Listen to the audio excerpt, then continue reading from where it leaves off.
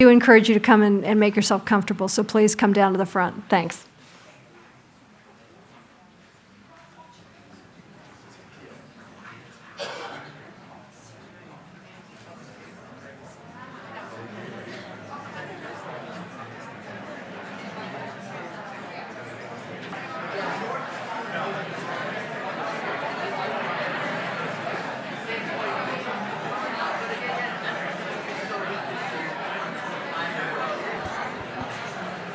Good evening. Welcome to the 25th annual Silha Lecture. My name is Jane Kirtley, and I am the director of the Silha Center for the Study of Media Ethics and Law, which is based at the University of Minnesota's School of Journalism and Mass Communication. I am overwhelmed to see so many of you here tonight. The Silha Lecture is the signature event for the Silha Center. In the past 25 years, our distinguished lecturers have included scholars, practitioners in law and journalism, advocates, cartoonists, and ombudsmen. Lecturers have included Anthony Lewis and Ken Starr, Nadine Strawson and Geneva Overholzer, Chuck Lewis and Professor Jeffrey Stone, and many more. Several of our lecturers, including tonight's, have argued seminal First Amendment cases before the U.S. Supreme Court. They've all come to Minnesota to share their views on important and timely topics, including privacy, national security, censorship, and media ethics, from a wide variety of viewpoints across the ideological spectrum. But whatever their differences, they all share a deep and abiding commitment to freedom of speech and of the press, and we've been very fortunate to host them here over the past quarter century. The Silha Lectures would not have been possible without the generous support of the late Otto Silha and his wife, Helen.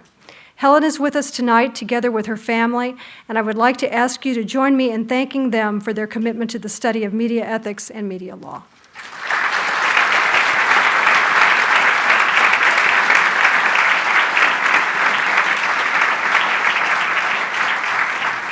Thank you. Now for tonight's lecture. What is the relationship between violent content in media and violence in real life? Do violent video games cause antisocial behavior? Does the government have the authority to regulate the sale of violent video games to minors? Is it constitutional to treat violence in the media the same as obscenity in the media? Or does the First Amendment protect the right of minors to buy these games? Tonight's speaker will be discussing these and many other questions. Paul Smith is a partner in the Washington, D.C. office of Jenner & Block, where he chairs the firm's appellate and Supreme Court practice and co-chairs its creative content, media, and First Amendment practice. A graduate of Yale Law School and Amherst College, Paul has been honored by many publications and most recently by the National Law Journal as one of the decade's most influential lawyers. He has argued 13 cases before the U.S. Supreme Court, including United States versus American Library Association and Lawrence versus Texas. On November 2nd, he will argue Schwarzenegger versus Entertainment Merchants Association, where the High Court will be asked to decide whether California's law restricting the sale of violent videos to minors violates the First Amendment right to free speech. Paul Smith.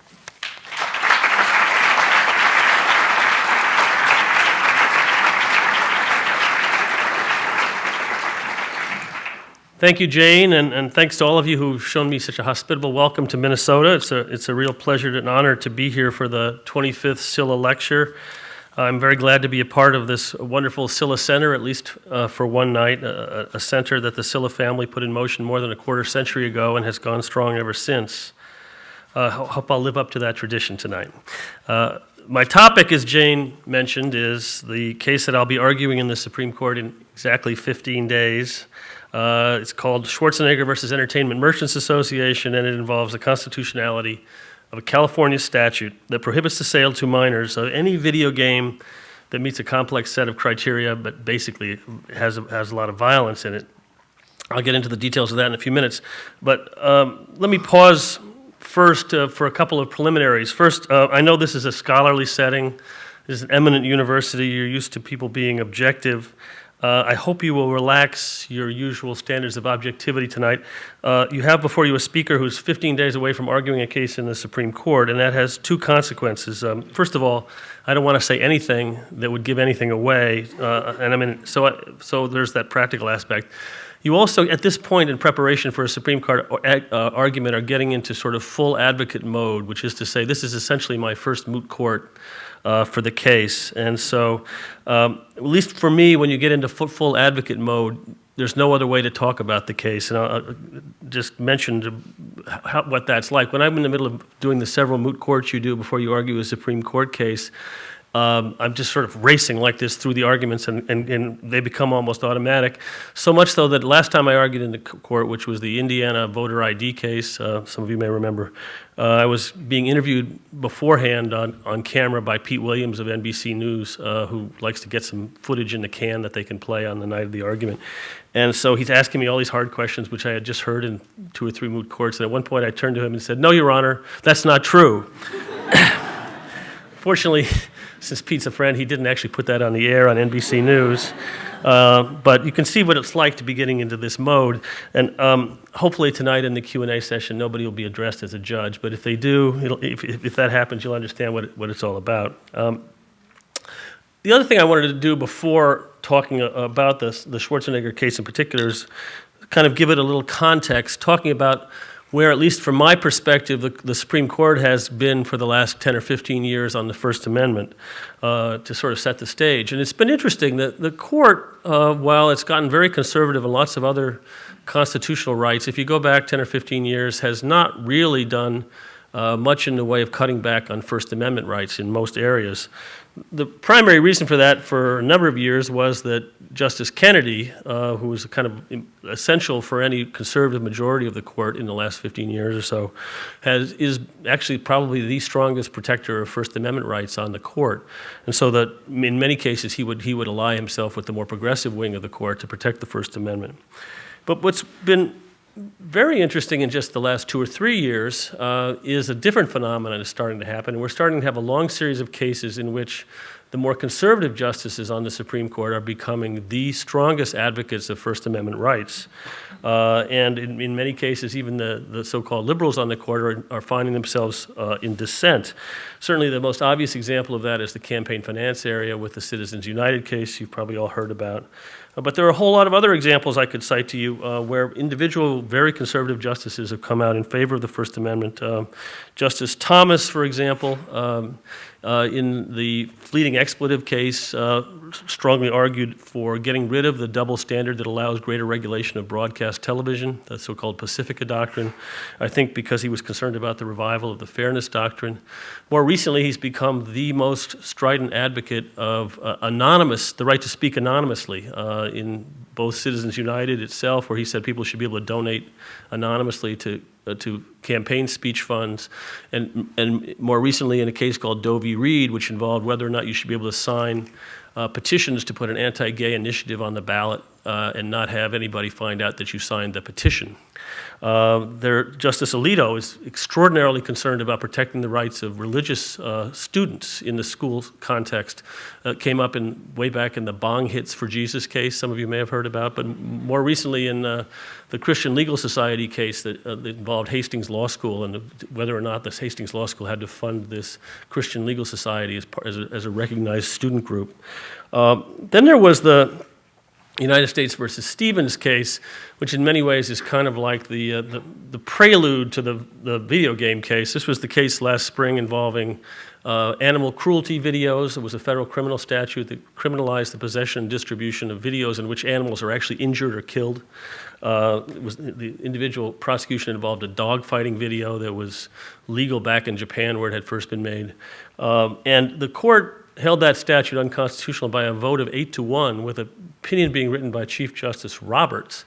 And he wrote an opinion that could have easily been written by Justice Brennan, the famous advocate of First Amendment rights, strongly saying that the government was wrong to suggest that the Supreme Court can create new exceptions to the First Amendment. and especially strongly rejecting the notion that the court should in some way trust prosecutors with decisions about what to prosecute and that they would only go after really bad speech. So that is the sort of the kind of court we're dealing with. And my sense is that what's been going on here in these last few years is, in part at least, an instinctive recognition by the more conservative members of the court that the First Amendment can be a very strong and important response to having the more liberal people run the rest of the country. And free speech, after all, can be constrained from both the left and the right. And I think that it often becomes the tool that is used by people to sort of respond to the perception that the political branches are swinging one way or the other too far. But whatever the explanation, what you have now is a very strongly pro-First Amendment court with the Stevens case sitting out there last year 8-1 invalidating a federal criminal statute involving violence against animals. But given that backdrop, it has been somewhat puzzling this year to see the two cases the court is dealing with, the video game case and the case involving picketing at funerals, which I'm sure you all heard about, that was argued in October, military picketing of military funerals. In both of these cases, the First Amendment side had won below and had been upheld under very relatively well-established First Amendment principles. But the Supreme Court nevertheless took the case.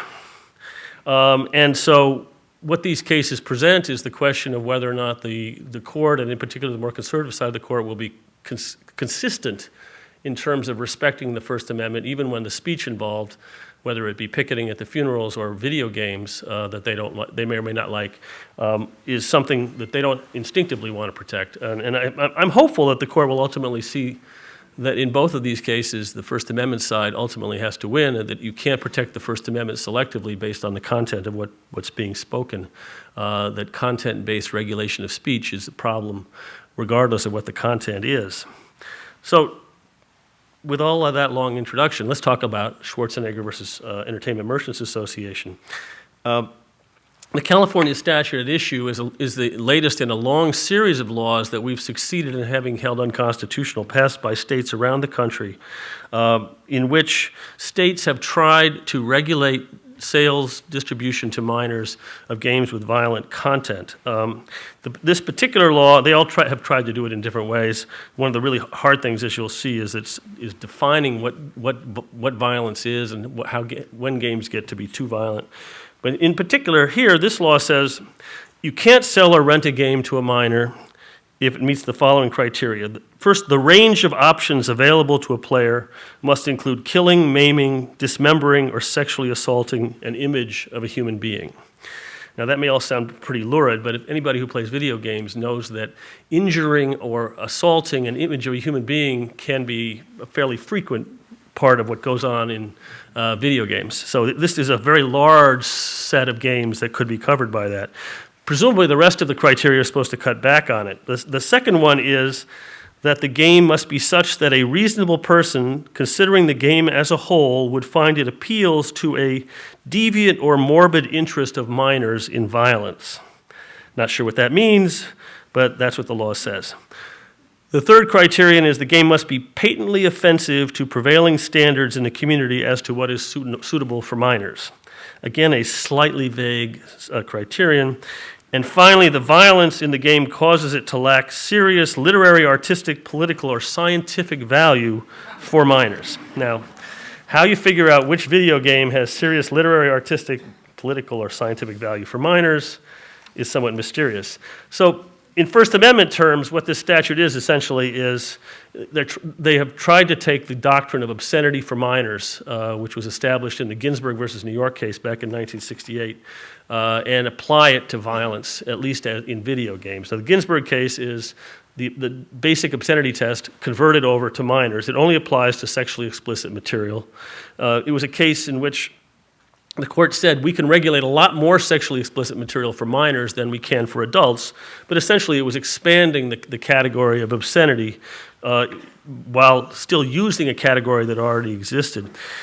Ginsburg involved the prosecution of a store owner for selling a 16-year-old what were known back in the 1960s, in a different time, as girly magazines, to use the court's terminology. And so what the court said is you can't sell pictures of naked people or people having sex to minors. And that line has worked reasonably well. People basically know you don't sell X-rated videos and you don't sell Hustler magazine to people under 18. Now, those who want to regulate violent content in video games or sometimes in other media basically say, let's use Ginsberg as our guide and our inspiration and just kind of convert it over. Switch violence in for sex, say morbid instead of prurient, and we'll have the same sort of three-part test that established there for obscenity. But this argument has so far always failed in the lower courts in case after case. But basically the reason it's failed in the lower courts is because those courts have said, the Supreme Court says obscenity is only about sex. We don't get to make up the rules. Only the Supreme Court can decide to create an entirely, what would amount to an entirely new exception to the First Amendment for violence in video games or in other media. So unfortunately, we are now in the Supreme Court, where at least it's possible that they may well create such a new exception to the First Amendment, although I'm hopeful that they won't. Now, I want to talk a little bit about the constitutional analysis, but before I do, I'm sure some of you are wondering, what in the world are we doing talking about the First Amendment applying to games? You don't ordinarily think of games being expressive works, or at least those of you who are over 30 may not think of games being expressive works. The answer is that games started long ago telling stories in very complicated and detailed ways. And so for those of you my age, we're not talking about Pong and Pac-Man anymore. We're talking about games that are based on movies or games that are turned into movies because they tell storylines. They have very sophisticated graphics. They have symphonic music playing in the background. So essentially they are movies, except that the player gets to help decide how the plot turns out each time it's played. And they are then regulated based on the action that's happening in the game, which is to say the player causing the character to kill somebody or hurt somebody or shoot somebody or whatever. So it is very much about First Amendment expression, and the courts and the lower courts have all eventually come around to this, although I think there is this initial instinct a lot of judges have to think this really doesn't make sense. Why are we talking about the First Amendment in the context of regulating games, where the purpose of the game is to win, not to receive expression? I would imagine there may be a couple questions about that coming in about 14 and a half days at this point, but we'll see. Now, on the constitutional analysis, what I'm going to argue is there are basically three problems with the decision to try to regulate violence in video games. The first is there has never been a case in the history of First Amendment jurisprudence recognizing this idea of a violence exception. While the Supreme Court has never actually ruled it out, when they've had the opportunity a number of times to recognize a violence exception to the First Amendment, and what they've done in each case is instead throw the laws out on the ground that they were just too vague. We saw this way back in the 1940s in a case called Winters versus New York, which involved a law that banned the distribution of magazines and books which were sort of contained tales about crime that were considered lurid and appealed to bloodlust, as the statute put it. We saw it in 1968 on the very day that the Ginsberg case was decided, with the Ginsberg case approving regulating of sexual material for minors. The Interstate Circuit versus City of Dallas case was decided, and that was a case in which the City of Dallas had set up a censor board for movies to decide which movies were appropriate for minors to see. And a large part of the criteria had to do with whether or not they had too much criminal, bad, violent behavior in such a way that it might tend to turn kids into juvenile delinquents. And the court said that's just too vague. We should not set up censors regulating violent content. And so we have this history in which the court has neither said you can't do it nor ever allowed it. And I think this violence, this vagueness issue, is symptomatic of one of the problems with trying to define violence, which is to say it is very difficult to use the words of the English language to say what kinds of violent materials are appropriate for kids and what kinds are not. And the difference between sexual material and violence material is this, I think, which is, if you think about it, we readily expose children in our culture to violence from a very young age very often. It's in Grimm's fairy tales, it's in Star Wars, where huge numbers of people are killed in Star Wars movies, if you think about it. It's in, I don't know how many of you saw Lord of the Rings movies, but there's this incredibly violent battle scenes in that in which people lose their heads and are blown up and stabbed to death and everything like that. But because it's fantasy, somehow that's considered appropriate. It is simply not the case that we think that it is bad for kids to be exposed to violence, and that's in part because violence is part of what kids think about from the time they're dreaming about monsters and when they're 3 years old. It is a part of their lives in a way that explicit sexuality is not part of minors' lives, at least until they're teenagers. And so it is, because of that reality, difficult to figure out how you can draw a statute that says Star Wars and Lord of the Rings are over here, Grand Theft Auto is over here. The amount of violence actually may not be any different. It involves people's reactions to the violence, and the English language is very poor at trying to draw these kinds of distinctions. Once you accept the fact that there's a certain amount of violence that kids are exposed to and should be exposed to. And in this regard, one of the things we do in our briefs is talk a lot about how these same kinds of so-called moral panics have come up a number of times through our history, going all the way back to what was called the dime novel back in the late 1890s, when laws were passed trying to ban kids from reading novels in which criminality was lauded or held up to be interesting and fun to read about. And the theory then was that this was what was turning all of our kids into criminals, and there were long treatises written about that in the 1890s. The same thing happened when movies were invented. It was considered dangerous for kids to see gangster movies, and people were very worried that it was turning our children into monsters.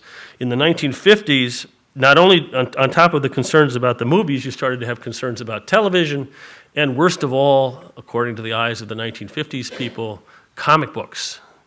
There was an enormous controversy created in the 1950s about comic books in which criminals were being portrayed and kids were reading about them.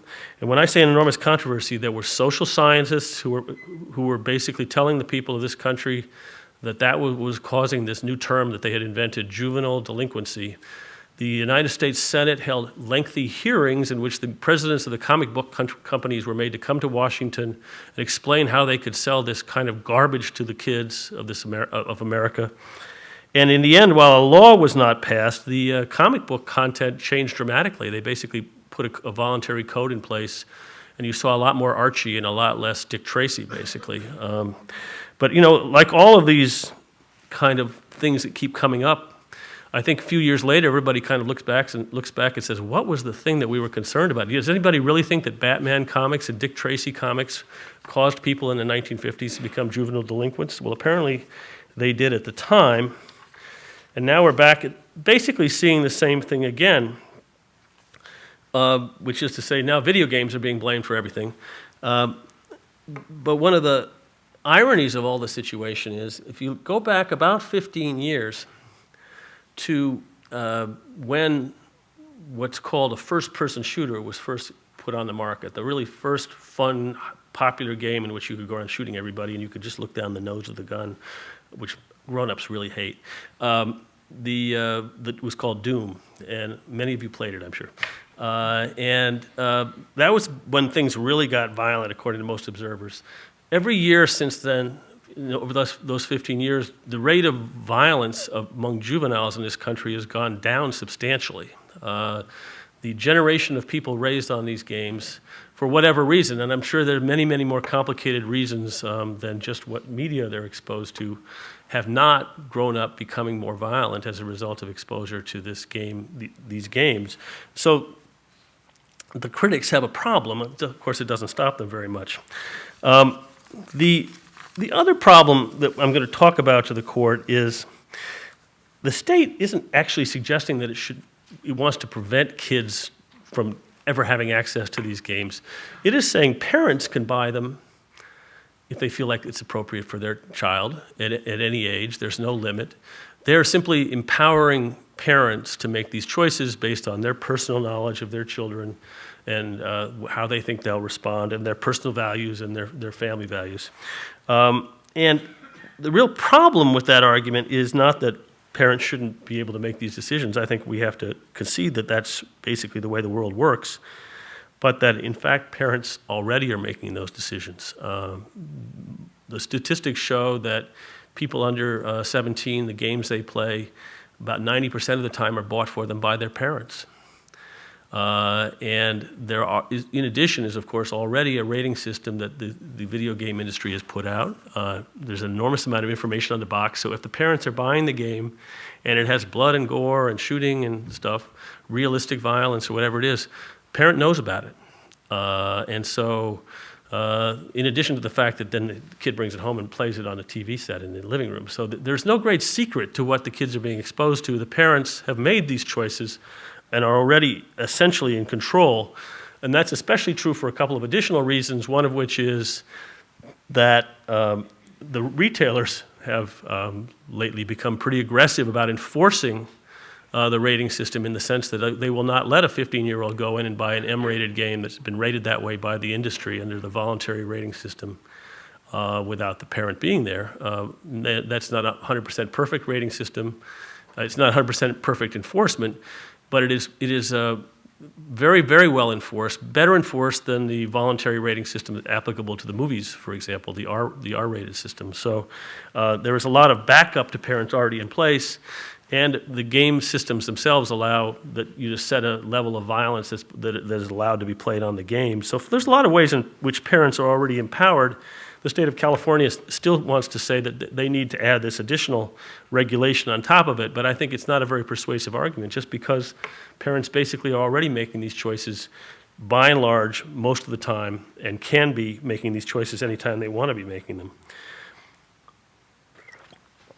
The other aspect of the case that the state has marshaled and is, I find, unpersuasive, non-objective as I am, is the social science. There are psychologists out there who have made a career out of trying to show that video games cause people to be bad people, become more aggressive, view the world as a more hostile place, or in some way psychologically harmed.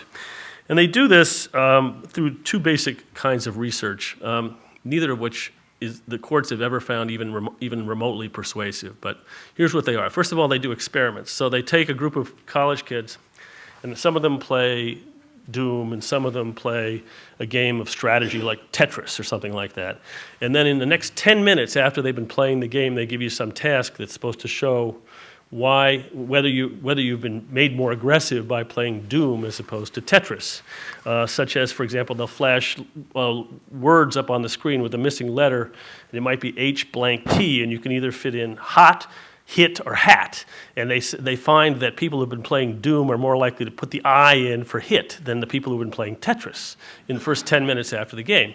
Or they'll have a thing where you can push a buzzer to expose some imaginary opponent to a noise, and for a fraction of a second longer, in those first 10 minutes after you've been playing Doom, you hold the buzzer down longer, that sort of thing. Experiments that don't begin to sort of tell you anything about really, really serious or long-term effects of playing these games.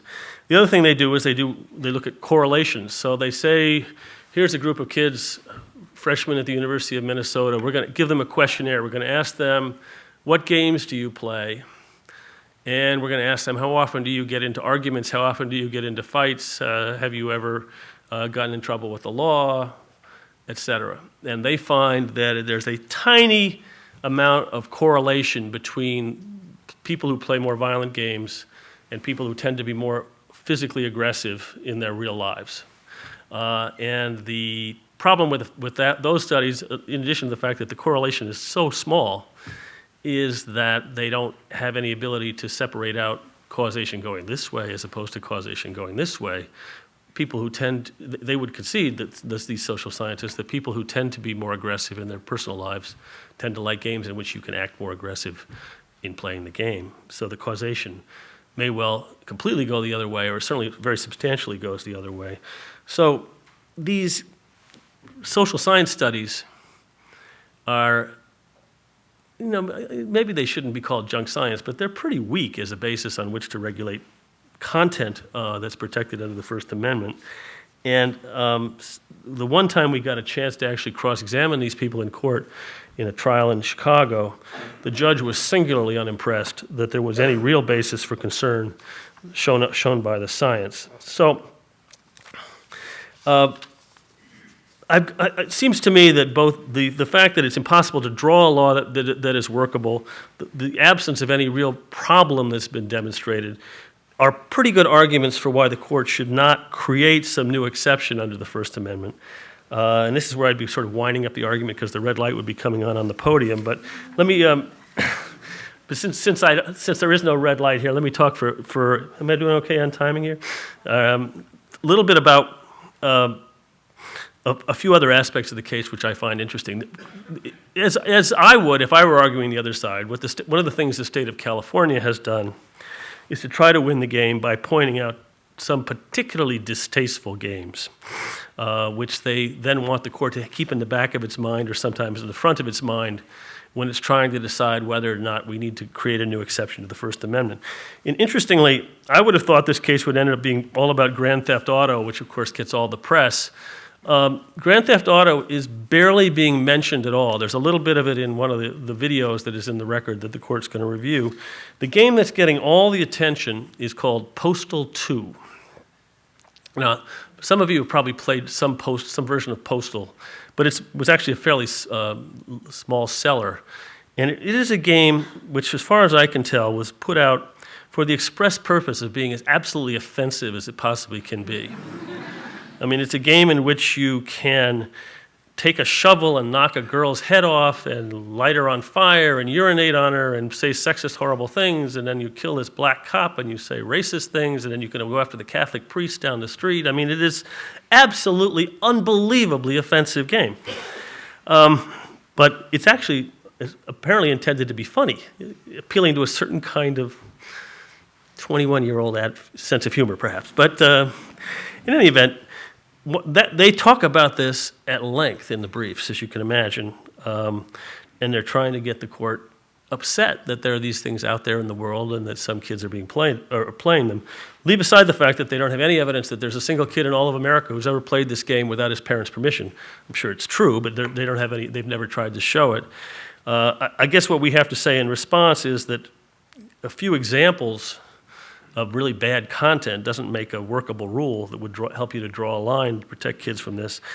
And the other thing that's sort of interesting about pointing to these kinds of games is it's not so much the violence in them that people are really objecting to and the state is harping on in the briefs.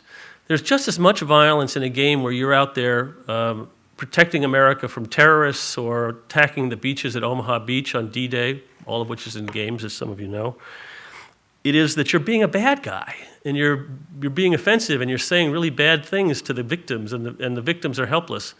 And that begins to sound an awful lot like sort of viewpoint-based, content-based regulation. Not so much because violence itself is per se bad, but we don't like bad guys. And we don't like people acting bad or pretending to be bad guys. And I think that's pretty seriously bordering on really bad First Amendment doctrine if you're going to allow that to be the basis on which we start to censor content even for minors. So what would it mean if we lose the case? Well, I think that would really be dramatic. First of all, it can't be limited to video games. None of the evidence that's being cited about these games suggests that they're any worse than television. The same social scientists who condemn video games would tell you we've been studying television for 30 or 40 years. It has exactly the same effects to the exact same extent, perhaps even more. And everybody who's in this room, they would say, has been made a worse person by virtue of the fact that we all grew up watching network television. And so there is going to be, if we lose this case and they create this new exception to the First Amendment, the first thing you're going to see is regulation of movies by the government, not just R ratings by the Motion Picture Association voluntarily enforced by the theaters, but new state and local regulations of content of movies that kids can see, each of them slightly different, enforced by criminal and civil penalties, with police officers standing there watching who gets to go in and see movies. This is going to be a very significant change in the way we live in this country.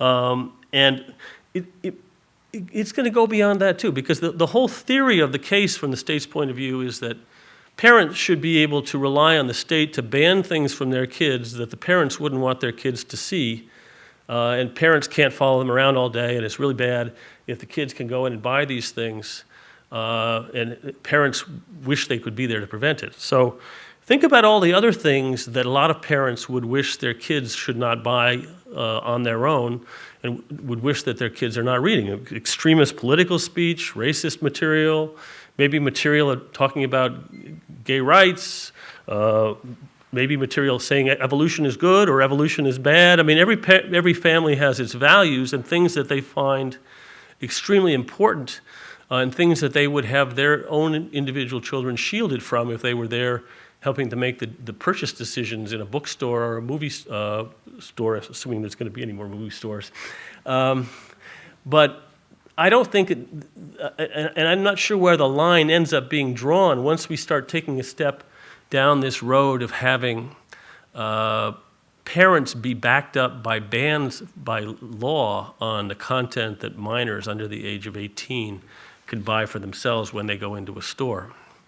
I think it's a very dangerous and a very problematic prospect. So that's a point we will be making over and over again to the court, and have, of course, made already to the court. Now, I'll just finish with one sort of irony about all this. In the area of sexual content, it was realized about, 13 years ago or so by the Congress that the internet, this thing called the internet, had come along, and it was shipping vast amounts of sexually explicit material into everybody's house. And it was completely open to whoever was opening the computer up.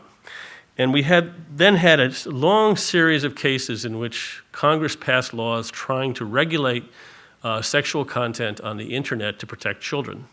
And this led to a lot of Supreme Court cases. And the basic problem that was faced was that in order to prevent there being sexual content available to minors on the internet from the source end, by regulating what people put on the internet, you essentially have to deprive adults of a lot of protected speech.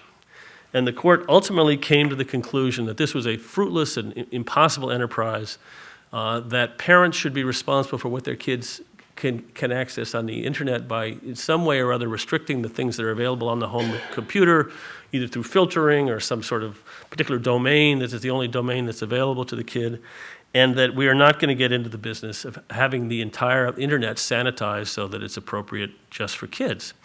And essentially the internet to this day is unregulated as a matter of sexual content.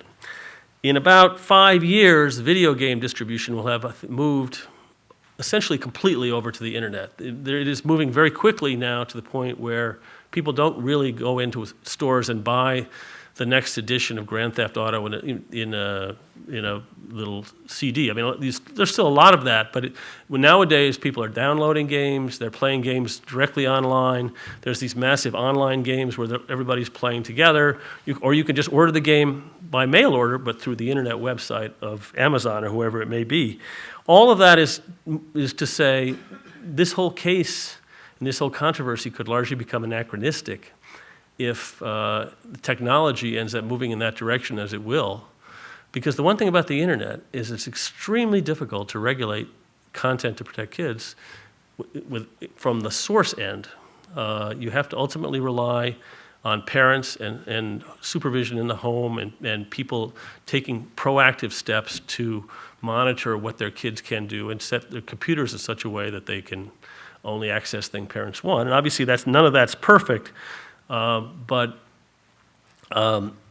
that is where things will go. And I don't see any way in which the court could end up in a position where we can regulate violence on the internet more readily than we can regulate sex. That would essentially make no sense.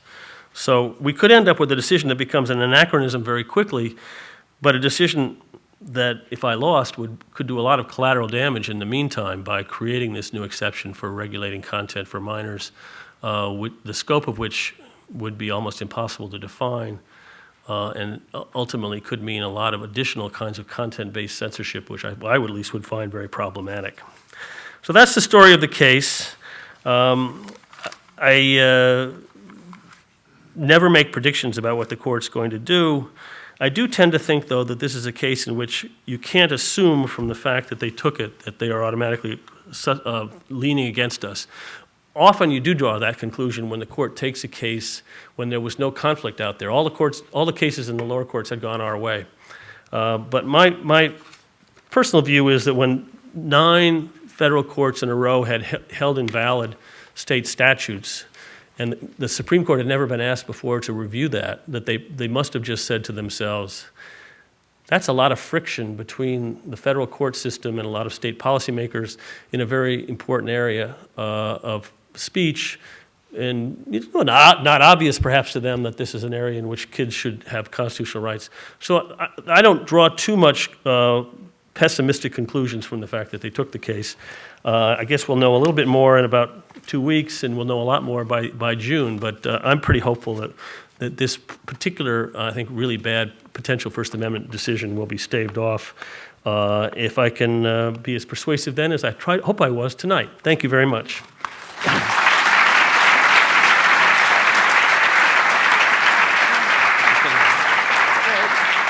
Thank you. Thank you, Paul. Paul has graciously agreed to take questions from the audience. You think there might be one or two? Maybe, perhaps. And we have 2 very capable people with microphones in hand. And so we would ask that you raise your hand and wait for a microphone to be brought to you so that we can hear your question. And in order that we may take as many questions as possible, we ask that you keep your question concise and to the point. So, questions? Hi. So what about the sexual violence in video games? There you are. Has there been any kind of case brought about banning a video game because of the sexual violence in it and not trying to, like, using the doctrine of obscenity and not about the violence? Well, it's very clear that doctrines of obscenity apply to video games like they apply to anything else, movies and books, magazines. I'm not aware of a great deal of sexual violence in video games. Maybe you're better informed than I, but I don't think the industry has never argued that they should be able to more freely purvey to minors sexual content than magazines or movie producers do. I certainly could imagine a world in which there were more sexual content in video games, but it's not a particularly big part of the picture at this point. In trying to read the tea leaves and predict what the Supreme Court might do, you alluded to the United States versus Stevens case. Right. Have you looked at the timing of when your case was granted cert and the argument in Stevens, and whether they were thinking about that at the same time? Oh, it's very clear. Our case, the cert petition was ready to be decided at the beginning of the last term, and they didn't decide it for another 8 or 9 months. It was sitting there, and they decided it a week after the Stevens decision came down on the merits. So it was clearly what they were doing in Supreme Court parlance was holding our petition pending the decision in Stevens. They then go through a process after they decide a case of deciding all these held petitions. And so clearly they thought about the two of them together. And even though they said in Stevens, we don't create new exceptions to the First Amendment, they did take the opportunity to take this up. So I don't know how to read those tea leaves, but clearly the court thinks of them two as very closely linked. The case about videos in which animals are actual animals are injured and killed, and a case about cartoonish video games in which no actual anybody is killed, but they're clearly linked in the court's mind. Thank you. Thank you for the philosophy of the argument you're going to be making, but my question is more towards the strategy of arguing before the Supreme Court, because as Professor Curdley said, this will be your 14th argument before the High Court. And based upon my research, you're the counsel for Schwarzenegger in California is only going to be arguing his second. And so I was just curious as to what the strategy is for trying to get at least 5 justices to view video games the same way that you do. I don't know how to answer that question. First of all, my experience with the court is they largely decide cases before you get into argument. Not always, but very often. And the briefs are by far more important than the argument. In terms of what you would do at argument, my strategy wouldn't be affected by the level of experience of a particular opponent. You're talking to the court. which has its own mind about what it thinks. It has its own set of questions, and so you have to be ready to deal with what they want to hear about, and whether or not the opponent has done a good job in his argument or whatever, it really is largely irrelevant, because they're not going to rule one way or another in a case based on the quality of the lawyers. They're trying to figure out what the right answer is and come up with a rule that they can apply for the next 50 or 100 years. So I hope that helps to answer that question a little bit. Yeah, I was wondering how you would approach the argument that video games aren't even free speech to begin with, that they require action by a child to actively engage in the participation of the video game or the murder or whatever that is required in the video game, so that it's not even a free speech case at all. It's action, and the state can regulate action. Right. Well, there's sort of two answers. First of all, it's regulating what appears on a screen. You know, a set of events which appear in an animated work on a screen. So it's not exactly action. And with respect to the fact that you have a role in bringing that about, maybe in some game you actually wave your arms around, but mostly you use a controller. I guess the analogy that I think is the most appropriate is to enacting a play as an actor. You're not actually killing somebody when you play a video game. And Romeo, when he has a sword fight with somebody in Romeo and Juliet, isn't actually killing somebody. He's acting out a set of events. He's reenacting, pretending to do something like that. And I think no one would suggest that the state has a greater leeway to regulate the plays that children put on in order, because they're acting out something, than they would to regulate the plays that children can read. The two go hand in hand, I think. So that would be the response I would probably give.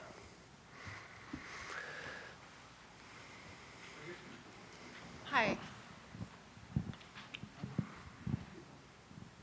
A number of legal scholars have alluded to the fact that Justice Kennedy may be the sort of swing vote in a number of cases on the court these days. Do you feel that you're arguing to Justice Kennedy, or do you feel that given the Stevens case and the 8-1 decision, that it's really you're trying to go for the entire court? Well, it's a little hard to read the court right now. You know, for 10 years they had the same personnel and you sort of knew where they were coming from. And now we have this, as I was saying at the beginning, a sort of resurgence of interest in the First Amendment from more conservative justices.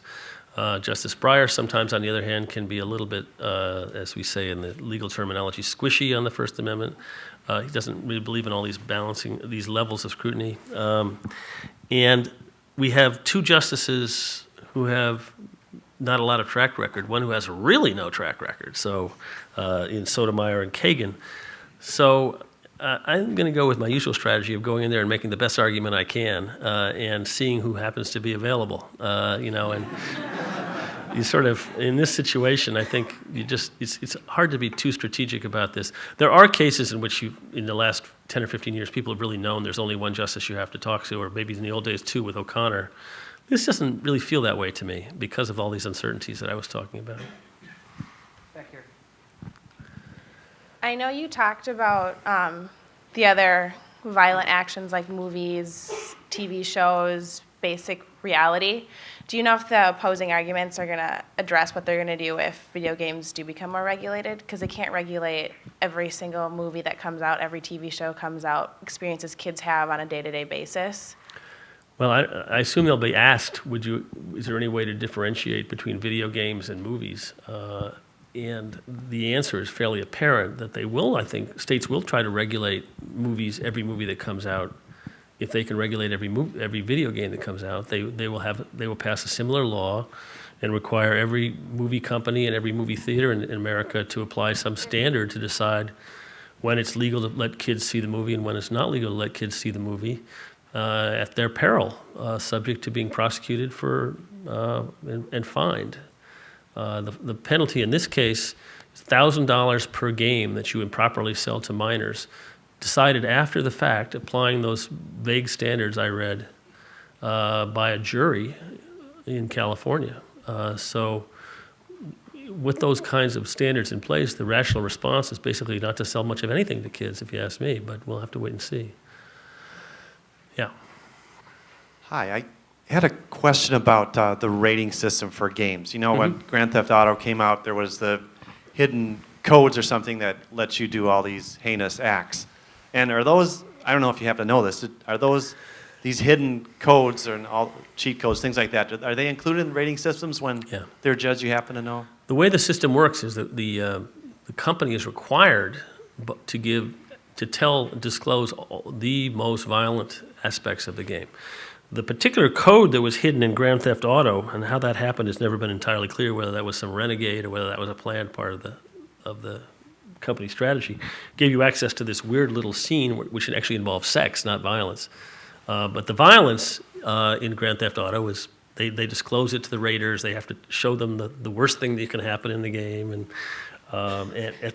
there's fairly severe industry penalties if they don't do that. So the raters, as a general rule, know everything there is to know about the game, and they have a fairly consistent set of standards that they apply, and they try to give as much information as they can to the buyer about what they're buying.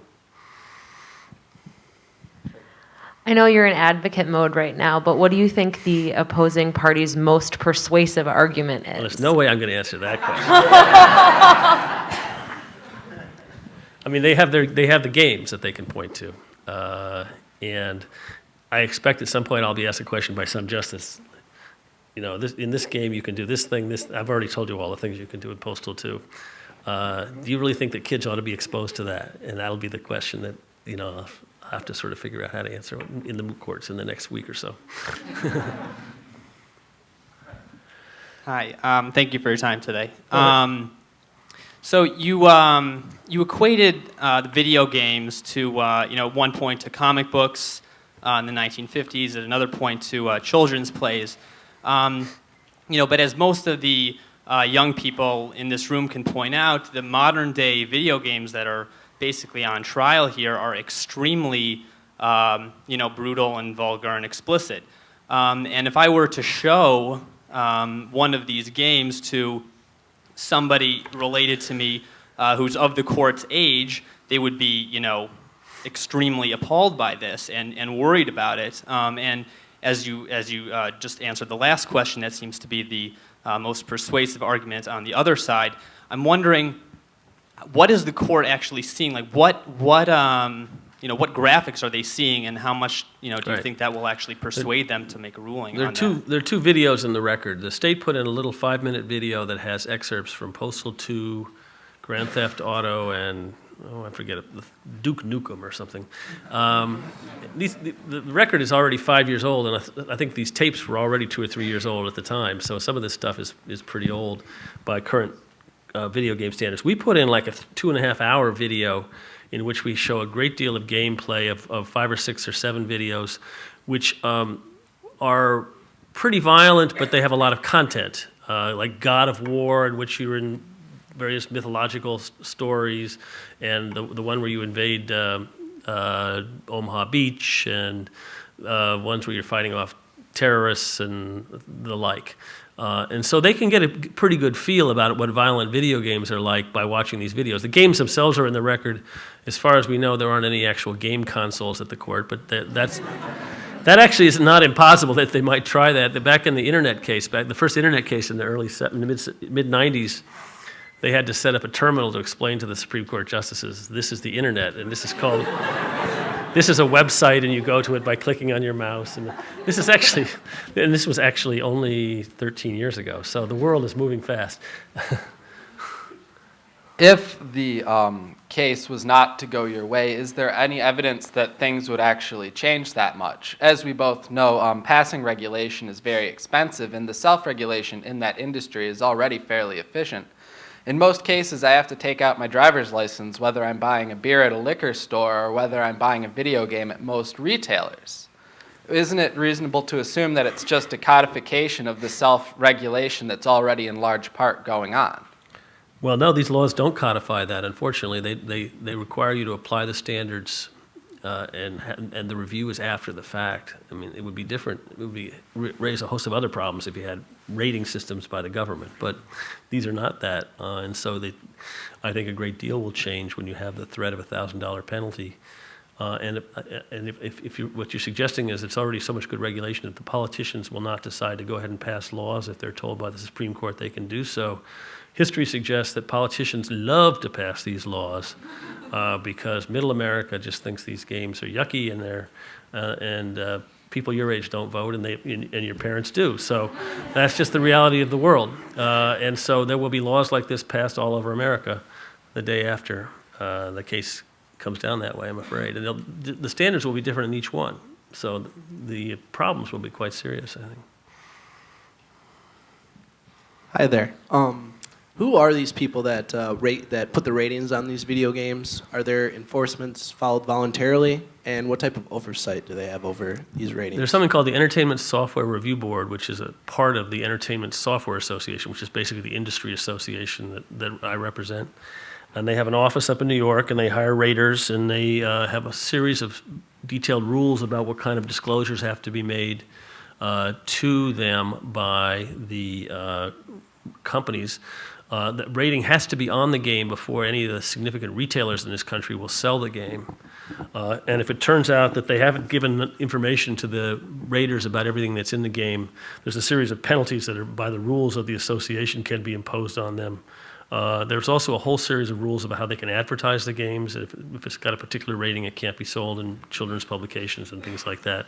And what kind of images can be in the advertisements themselves of the game. So it's a fairly well-regulated thing and probably as well enforced as it would ever be, even if put in place by law. I mean, it's not as if nobody under the age of 18 has ever bought cigarettes or under the age of 21 has ever bought beer in this country, you know. So the level of enforcement may not improve, but the system works, I think, pretty well, and there's no indication in the record that it doesn't.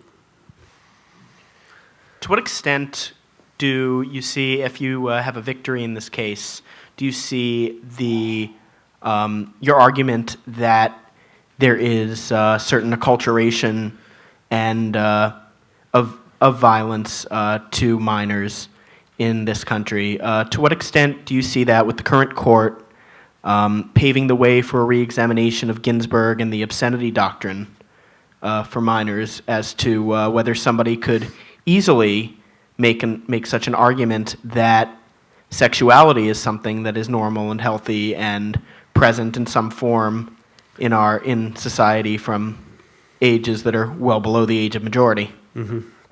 Well, there are those who would say that Ginsburg's decision doesn't make sense and it ought to be rethought. It's not a position I'm trying to advocate at the moment. You know, to the extent that that ever happens, I think it ends up happening because the internet exists in such a way that Ginsberg is itself kind of an anachronism. Who cares what's behind the blinder racks at the news rack when magazines have all gone out of business and everything is online?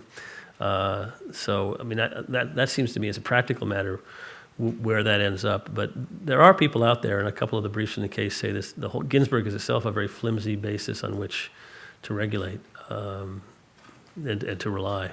Not a position we're pushing in the case, though. To what extent do you think both the court and the rating systems appreciate the difference between games that are linear in nature and games where you actually make a moral choice? Mm-hmm. And have consequences as a result of possibly heinous actions? Well, the way the statute is written in this case is if it's within the range of options available to you to do these heinous things, so they don't give you any credit for the fact that maybe some of the people won't choose that. And I expect the raters are the same. They probably just want to know what is the worst thing you can do. It is true that a lot of games these days you can choose to be a good guy or a bad guy, and a lot of times, for example, in Grand Theft Auto, I'm told that if you go after a police officer, that's about the worst thing you're out of the game in about 5 seconds because every cop in town comes right after you. But I don't know that the fact that those games have a greater degree of choice about your philosophy of how you want to live as the character ends up changing the way the ratings work. They look at the worst thing you can choose. Paul, you mentioned that if you lose, and the legislation regulating video game content is upheld, it could become anachronistic as those games become available on the web. Mm-hmm.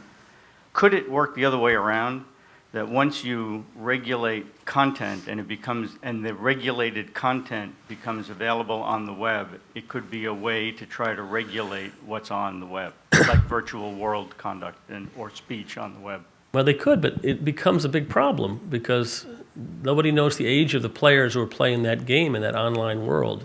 And so it's very difficult to say we're going to regulate games that kids can play and not that adults can play. And the history of regulation of sexual content on the internet suggests that that's not where it ends up. Now, maybe there's going to be technological developments so that everybody, when they go out on the internet, your age is sort of flashing wherever you go and people can screen you out. That doesn't seem to be where the technology is now. I mean, mostly what you have now is you get a screen that says, tell us how old you are. And I'm not sure everybody tells the truth when they answer those things.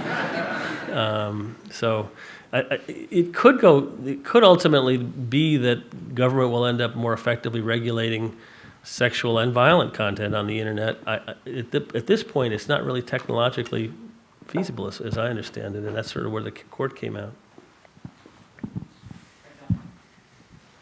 You were discussing earlier cases about various new forms of media, such as comic books.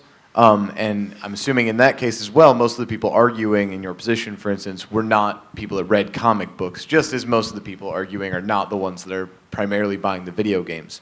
Do you think that just as that kind of went by the wayside, as the generation that grew up with them came into your position, do you think the same thing will happen with these video games? Or will that be a standard that disappears and we'll have regulation continuously coming History through? would suggest you're right, that as the people who are used to a particular new medium grow up and become the people in charge of the world, they'll worry about some other crazy new medium that they'll be worried about and try to protect their kids from. But that this, assuming that you all grow up and act like a normal 40-year-old group of people, I think that that you will be in charge of the world then. So video games will no longer be an issue. Thank you, everybody.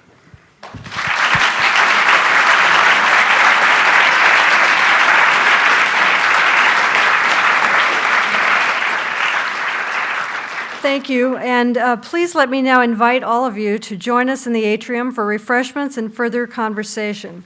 There are comment cards available on the tables outside, and we encourage you to fill one out to be added to our mailing list or to share your ideas about future Silha activities.